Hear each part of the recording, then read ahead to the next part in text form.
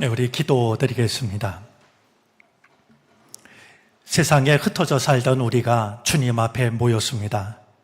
길 되신 주님, 다시 한번 우리에게 길이 되어 주시기를 구합니다. 참된 길, 복된 길을 말씀 안에서 만나게 하옵소서. 오늘도 말씀을 전하는 자의 부족함을 주의 긍휼하심으로 가려 주옵소서. 예수 그리스도의 이름으로 기도드립니다. 아멘. 우리 예배를 돕는 분 중에 방송실에 있는 분들이 있습니다. 요즘 방송실에 새로운 우리 그 헌신자들이 나서서 지금 여러 가지 일들을 익히고 있는데 아마 충분히 익히기까지는 시간이 걸릴지도 모릅니다. 우리가 모르는 곳에서 수고하는 많은 분들이 있지만 방송실에서 수고하는 분들이 있는데 잘 감당할 수 있도록 우리 한번 박수 보내줘도 좋을 것 같습니다.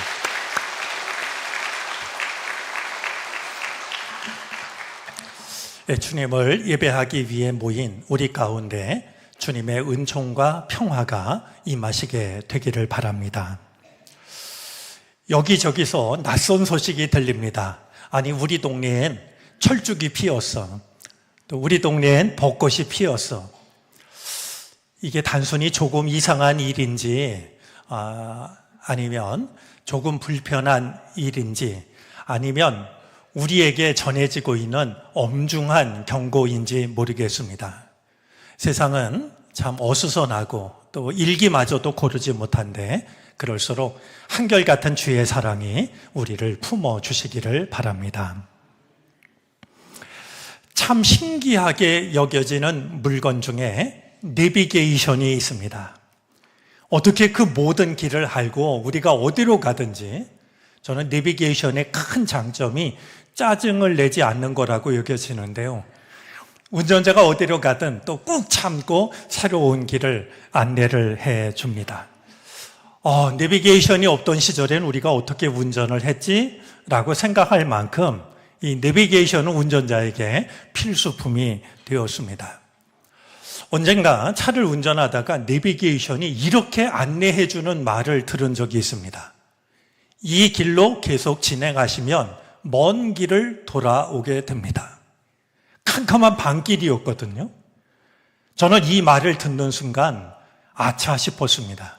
왜냐하면 저 말이 그냥 내비게이션의 안내 음성이 아니라 주님의 음성처럼 들렸기 때문입니다. 너 이 길로 계속 가면 먼 길을 돌아오게 돼. 때때로 주님이 우리에게 그렇게 말씀하시는 게 아닐까라는 생각이 겹쳤기 때문이죠.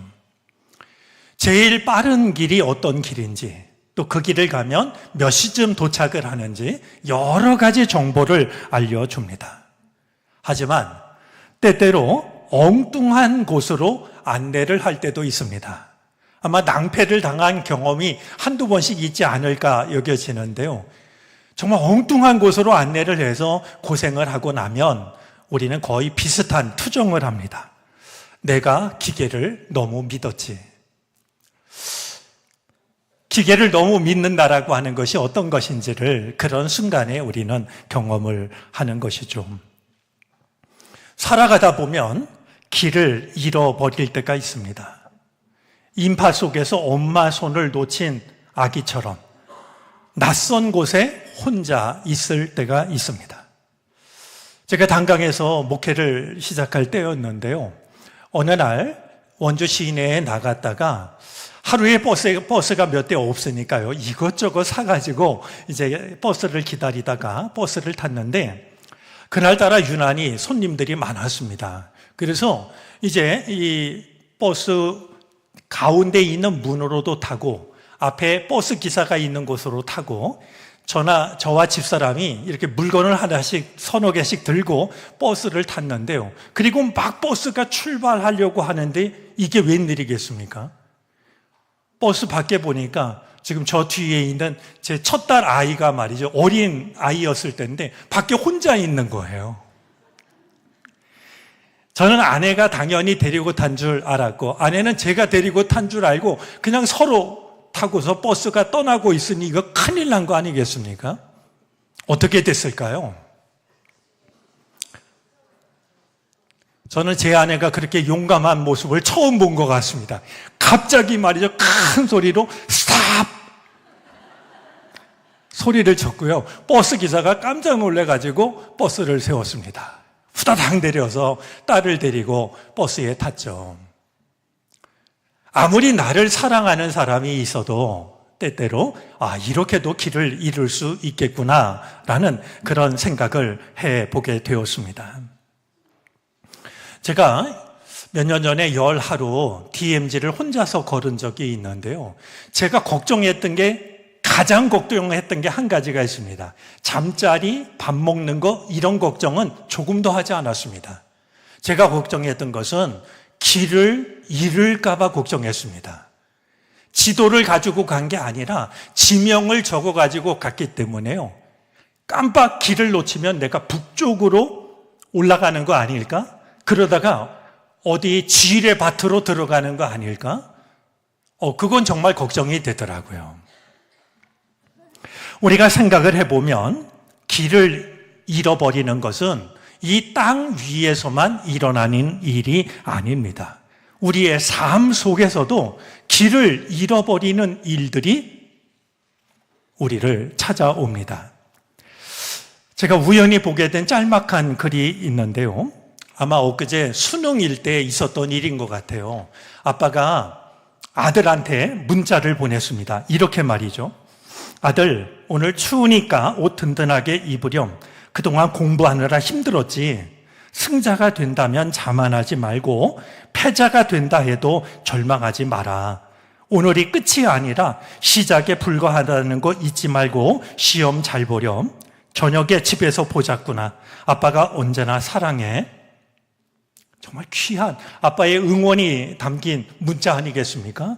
그러자 아들이 아빠한테 금방 답장을 보냈습니다. 이렇게 말이죠. 아빠, 나 아직 고2야.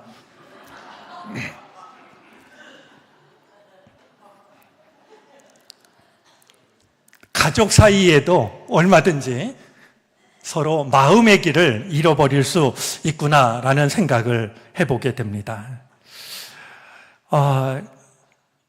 아주 익숙하다라고 여겨졌던 길이 갑자기 끊기고 방향이 어디인지 아무리 둘러봐도 내가 가야 할 길이 보이지 않는 이런 일들이 우리들의 인생 속에 찾아올 때가 있습니다. 제가 신학교 막 입학했을 때 친구 집 근처에 제가 즐겨가던 찻집이 있었습니다. 마침 연극 배우 하시는 분이 주인이셨는데요. 저 시대에는 그런 찻집마다 홍보용으로 성냥을 이렇게 카운터에 준비를 해놨더랬습니다. 그런데 그 카페에는요, 성냥에 무슨 한문이 적혀져 있었는데 다음과 같은 글이 새겨져 있었어요. 여러분 한번 읽어보시겠습니까? 네, 저도 그렇게 읽었습니다. 그리고 신학생 자존심을 내걸고 저게 무슨 뜻인지 내가 한번 알아맞혀 보리라 생각을 했는데요. 도저히 짐작되지가 않더라고요. 그때는 인터넷도 없던 시절 아니겠습니까? 제가 주인에게 물었더니 저 말은 거학제, 노학제 이렇게 읽는 말이 아니라 거오제, 노오제로 읽는 말이었는데요. 뜻이 이러했습니다. 머물 곳도 마땅치 않고 갈 길도 마땅치 않다. 저 짧은 한마디가요. 우리 인생의 풍경을 그냥 잘 담고 있다라고 여겨지더라고요. 머물 곳도 마땅치 않고 갈 길도 마땅치 않다. 그런 뜻이었으니까요. 여러분들 혹시 지금까지 살아오면서 길을 잃어버린 경험이 있으셨는지요? 길을 잃고서 이제 막막함과 두려움 때문에 울먹거려 본 적이 있었는지요? 있었다면 어떤 이유로 길을 잃었을까요? 또 어떻게 다시 길을 찾을 수 있었을까요? 우리 교우들 중에 지난 주일에 나눴던 설교 제목이 기억나는 분 있습니까? 좀 가끔 말씀의 유통기한이 얼마쯤 될까 궁금할 때가 있는데요. 장로님이 손을 드셨습니다. 예, 우리 잊어버리셔도 괜찮은데요. 지난주 말씀의 제목은 괜찮아 였더랬습니다.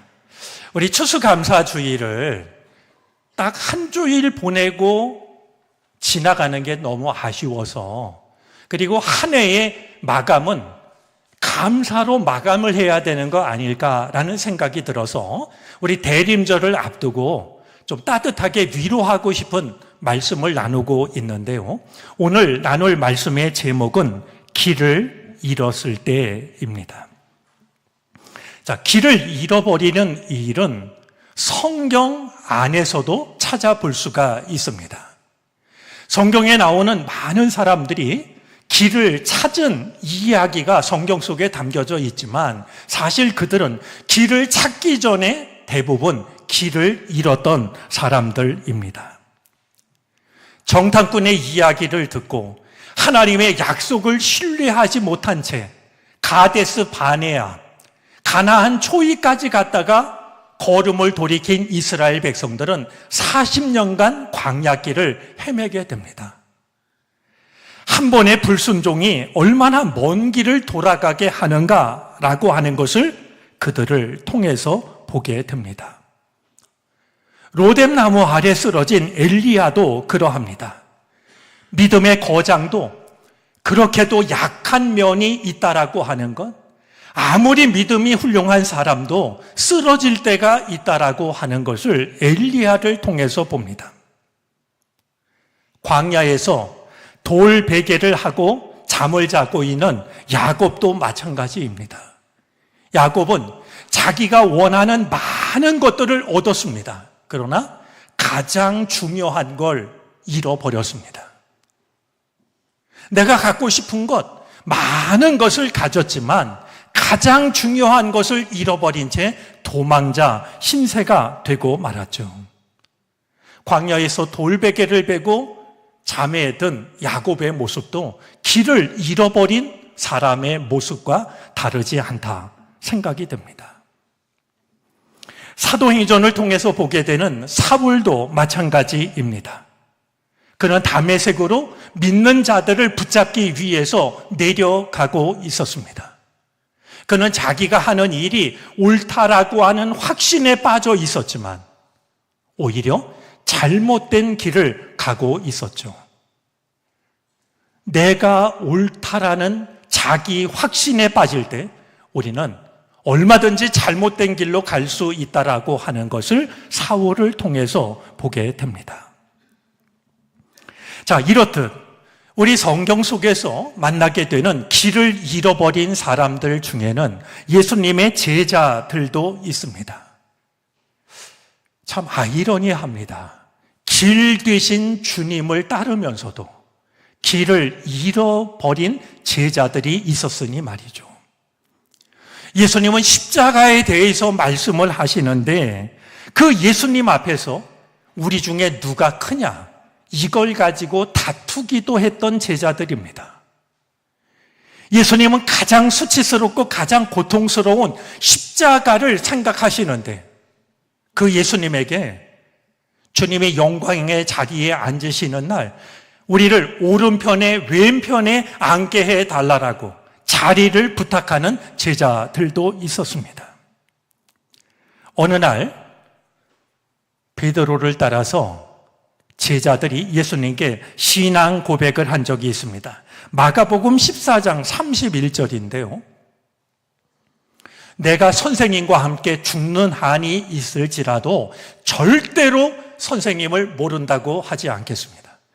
여러분, 한 가지만 기억해도 좋겠습니다. 우리 인간은 절대로라는 말을 절대로 사용하면 안 됩니다. 그 말을 사용하실 수 있는 분은 하나님 한 분이십니다. 베드로가 무슨 일이다 할지라도 죽는 한이 있더라도 절대로 선생님을 모른다고 하지 않겠습니다. 이렇게 말하자 나머지 제자들도 똑같이 말했습니다. 그런데요, 몇 절 뒤인 50절에 가면 제자들의 태도가 달라집니다. 50절 말씀 볼까요? 제자들은 모두 예수를 버리고 달아났다. 달아났다는 말보다는 도망쳤다는 말이 더 실감이 납니다. 그들은 말로 예수님을 모른다고 한 게 아니라요, 온몸으로 예수님으로부터 도망을 쳤던 겁니다.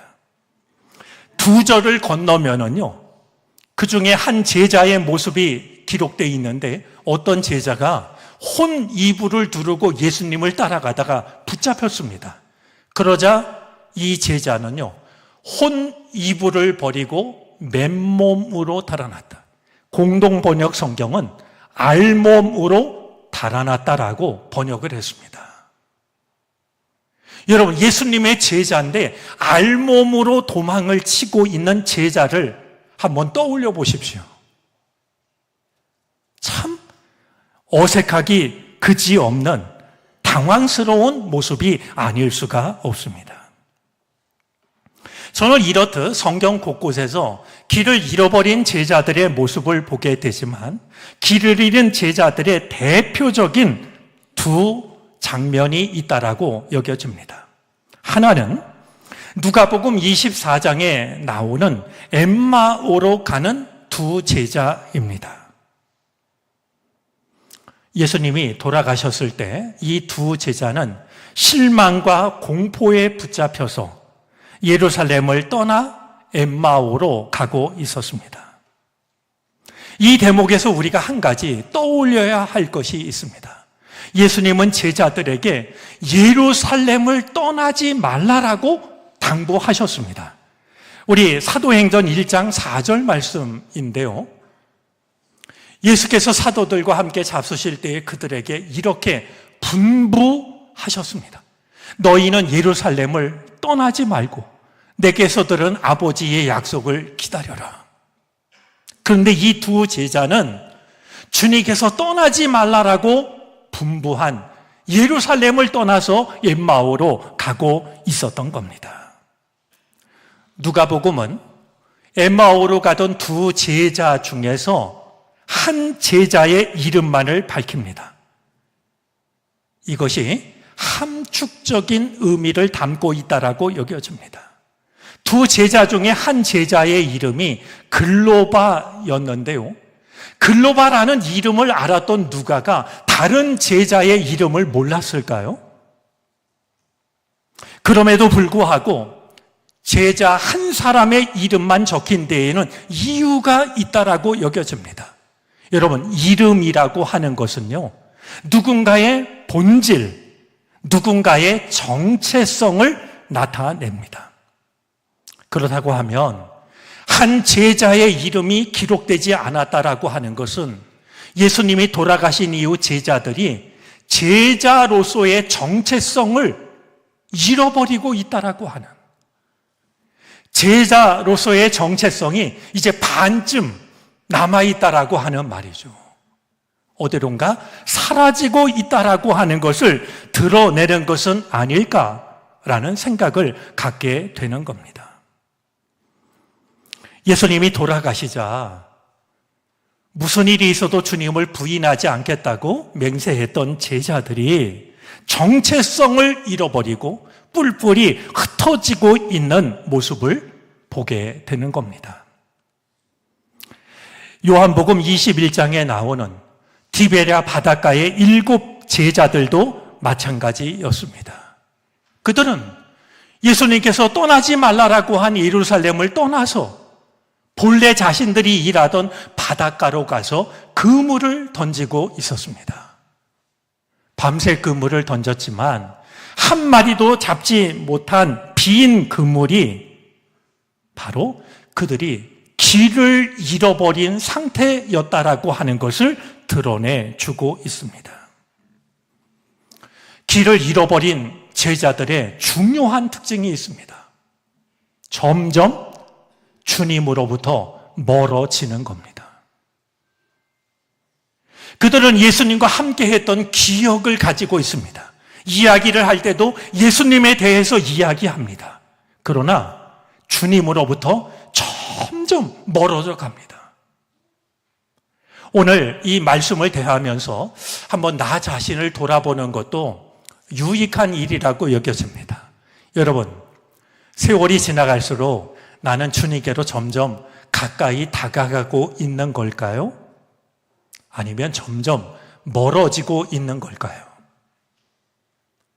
여전히 믿음에 대한 기억과 경험이 있고 여전히 이야기를 할 때도 주님에 관해서 이야기를 하지만 내가 내 믿음을 볼 때 점점 주님께로 가까이 다가가고 있는지 멀어지고 있는지 한번 우리 자신을 살펴볼 필요가 있다라고 여겨집니다. 부디 믿음의 길을 잃지 마시고 끝까지 주님을 따라가는 믿음의 사람들이 되어지시기를 바랍니다. 자, 또 한 가지, 길을 잃어버린 제자들의 모습을 극명하게 보여주고 있는 모습이 있는데요. 숨어 있는 제자들입니다. 길을 잃은 제자들이 보이는 또 하나의 특징은 숨는 겁니다. 오늘 본문이 그런 모습을 잘 드러내고 있습니다. 예수님이 돌아가신 뒤에 제자들이 어떤 집에 모여 있었는데요. 그들은 그냥 그 집에 모여 있지 않았습니다. 지금 이 제자들의 심리 상태를 잘 짐작할 수 있는 대목이 있는데요.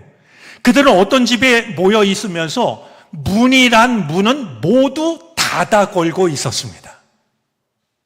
우리로 하자면 저 밖에 대문도 닫아 걸고, 호텔 가면 그냥 이렇게 잠그는 문도 있고 이렇게 옆에 사슬로 해서 잠그는 것도 있잖아요. 대문도 잘 잠그고 들어와서 문도 잠그고 아마 창문까지도 잠갔을 겁니다. 모든 문을 닫아 걸고 방 안에 있었던 겁니다. 그랬던 이유를 성경은 말하고 있는데요. 유대인들이 두려웠기 때문입니다. 예수님을 죽인 저 유대인들이 예수님의 제자인 자신들도 잡아서 똑같이 처형하는 건 아닐까? 문이란 문은 모두 닫아 걸고 그 안에 모여서 오돌오돌 떨고 있었던 것이죠. 길을 잃어버린 사람들은 어딘가로 도망을 치거나 어딘가를 헤매기도 하지만 문이란 문은 모두 닫아 건 채 아무도 모르는 곳에 숨을 때가 있습니다. 마치 동굴 속에, 캄캄한 동굴 속에 숨듯이 말이죠. 많은 경우 사람들은 세상과 나를 차단하고 다른 사람의 시선과 관계를 피해서 아무도 모르는 곳에 숨습니다. 그렇게 함으로써 내가 길을 잃어버렸다라고 하는 것을 감출 수는 있지만 그런 상태 자체가 이미 길을 잃어버린 상태가 되고 맙니다. 과연 부활하신 주님은 문이란 문은 모두 걸어 잠근 채 두려워서 떨고 있는 제자들에게 어떻게 하셨을까요? 과연 예수님은 그들을 어떻게 불러내셨을까요? 어떻게 다시 한번 제자의 길을 걸어가게 하신 걸까요? 오늘 혹시 말씀 앞에서 나도 믿음의 길을 잃어버린 사람과 다르지 않다라고 하면 집에 숨어있는 제자들에게 예수님이 어떻게 하셨는지 우리 말씀의 귀를 기울이면서 나를 향하신 주님의 뜻을 다시 한번 만나는 시간이 되어졌으면 좋겠습니다. 자, 주님께서 숨어 떨고 있는 제자들에게 가장 먼저 하신 일은 그들을 찾아오시는 일이었습니다. 분명히 제자들은 모든 문을 닫아 걸고 있었습니다. 당연한 일이지만 모든 문을 닫아 걸었다라고 한다고 하면 이 문은 안에서만 열 수 있습니다. 그런데 오늘 말씀을 보면 주님은 문을 두드리지도 않았고 제자 중에 누군가가 예수님 오신 걸 알고 문을 열어주지도 않았는데 오늘 말씀을 보면 주님께서 떨고 있는 제자들 한 가운데 서십니다. 이 말씀을 공동번역 성경에서는 다음과 같이 옮겼습니다. 19절 말씀입니다. 우리 한 목소리로 한번 읽어주시겠습니까?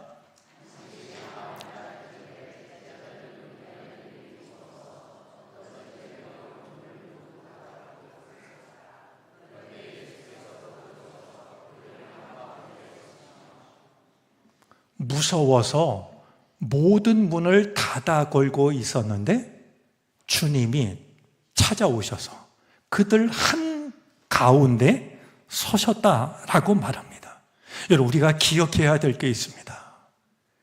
때때로 우리가 마음의 문을 모두 닫아 걸고, 때로는 세상에서 정말 우리가 선택할 수 있는 모든 문을 닫아 걸었을 때에도 주님은 여전히 우리를 찾아오신다는 사실입니다. 그것이 어떻게 가능한지 설명할 길은 없습니다. 아니, 모든 문을 닫아 걸었고 열어준 사람도 없는데 제자들 한복판에 주님이 서 계시니 말이죠. 우리가 어디에 있다 할지라도, 내가 거기 있는 것을 세상 아무도 모른다 할지라도 주님은 얼마든지 우리를 찾아오십니다. 그리고 우리 한가운데 주님은 서십니다. 시간과 공간의 제약을 받지 않는 주님은 요란하게 문을 부수고 들어오는 것이 아니라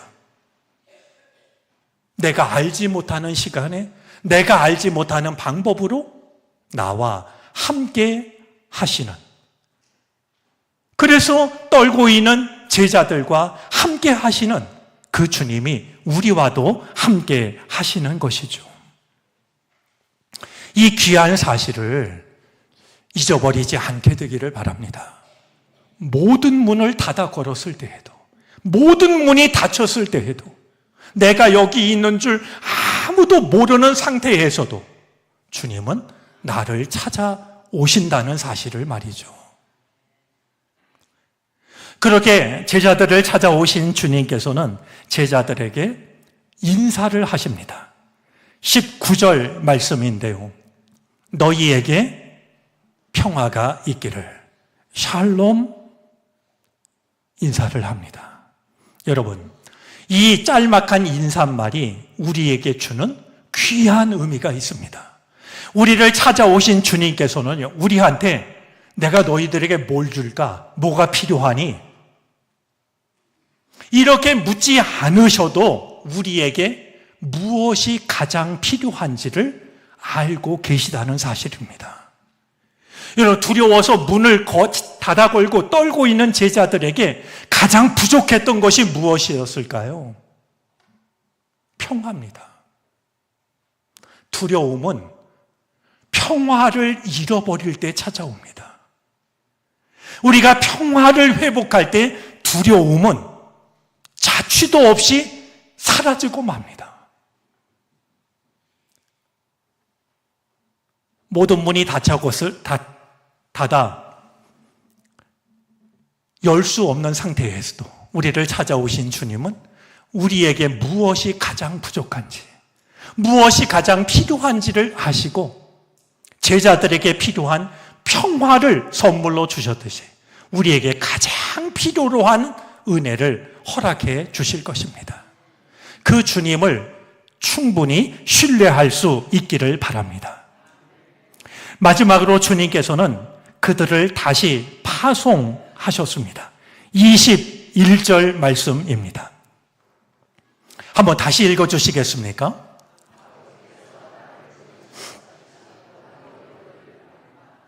역시 이 말씀이 가지고 있는 중요한 의미가 있습니다. 제자들은 모든 게 끝났다라고 생각했습니다. 왜냐하면 예수님이 십자가에 달려 허망하게 죽으셨기 때문에.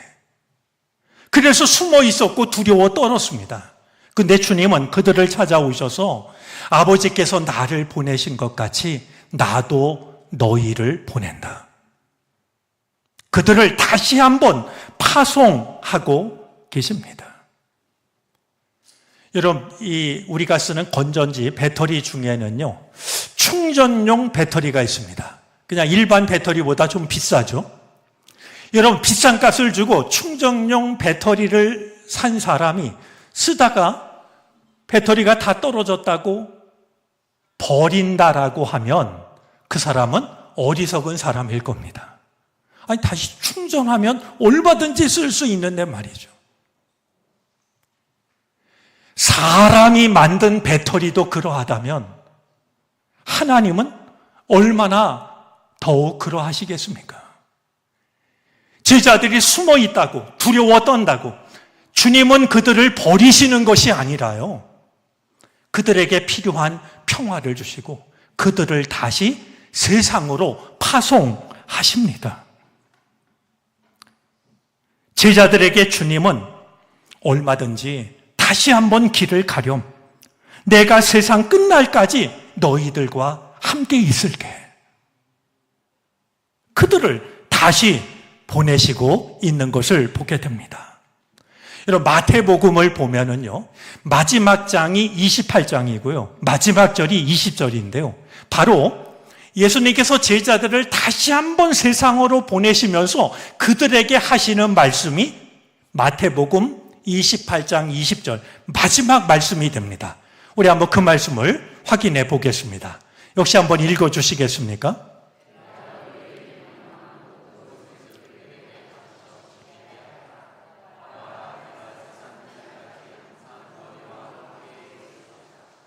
언제까지 있으시겠다고요? 어떻게 있으시겠다고요? 항상. 다 끝났다라고 생각하는. 그래서 문을 걸고 두려워 떨고 이제 나는 어떻게 해야지? 길을 잃어버렸다라고 생각하는 제자들을 찾아오셔서 다시 세상으로 가라고, 내가 너희들과 함께 있겠다라고 주님은 말씀하고 있는 것입니다. 살아가다 보면 길을 잃을 때가 있습니다. 낯선 곳을 헤맬 때도 있고 방향을 잃어버릴 때도 있습니다. 어디를 둘러봐도 길이 보이지 않을 때도 있습니다. 주님으로부터 멀어질 때도 있고 믿음의 문을 걸어 잠글 때도 있습니다. 하지만 그래도 괜찮습니다. 우리가 어디에 있든지 우리의 모습이 어떠하든지 다시 살아나신 주님은 우리를 찾아오십니다. 단단히 잠가 걸었던 모든 문을 단번에 무장해제시킵니다. 그리고 우리에게 필요한 평화를 주십니다. 그리고 우리를 의미 있는 곳으로 이끌어 가십니다. 길을 잃어버렸을 때, 그때가 주님이 가장 필요한 때입니다. 왜냐하면 주님이 길이시기 때문입니다. 길을 잃어버렸을 때 다른 곳에서 길을 찾지 마시고 주님 안에서 길을 찾아낼 수 있게 되기를 바랍니다. 기도하겠습니다. 내가 곧 길이라 말씀하신 주님, 종종 길을 잃고 방황하는 우리를 불쌍히 여겨 주옵소서. 길 대신 주님으로 인해 다시 한번 의미 있는 걸음을 내딛게 하옵소서. 예수 그리스도의 이름으로 기도드립니다. 아멘.